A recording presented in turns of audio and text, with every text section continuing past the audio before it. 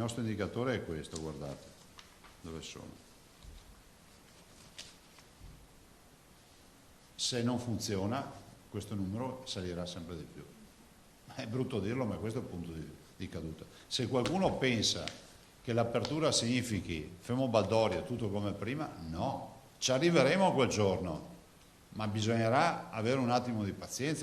Ad oggi in Veneto ci sono stati 739 morti per coronavirus solo nelle strutture ospedaliere. Il cartello lo fa vedere 2 volte, Zaia, a ricordare cosa è successo e dove si potrebbe tornare se da domani si abbassa la guardia.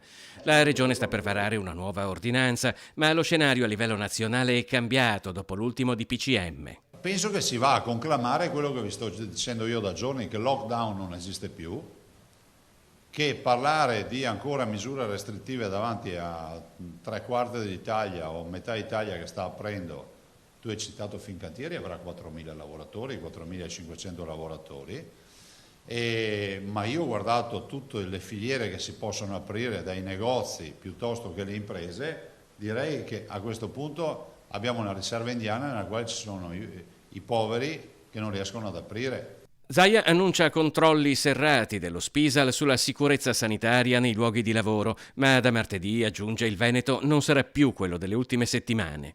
La strategia cambia, tanto è vero che stiamo scrivendo l'ordinanza, domani immagino ve la presenteremo, perché l'ordinanza la vogliamo riemettere, però avrà un cambio di strategia, si concentrerà di più su quello che sono i dispositivi piuttosto che su alcune restrizioni che alla luce di quello che sta accadendo ovviamente rischiano di sparire. Però non vi anticipo nulla perché è pur vero che dobbiamo fare un'analisi approfondita rispetto a alcuni temi. È tanto arrivata a 2.000 euro la quotazione del mega uovo di Pasqua da 10 kg ricevuto in dono da Zaia, che l'ha subito messo all'asta. Il ricavato sarà devoluto ad enti che operano nella sanità.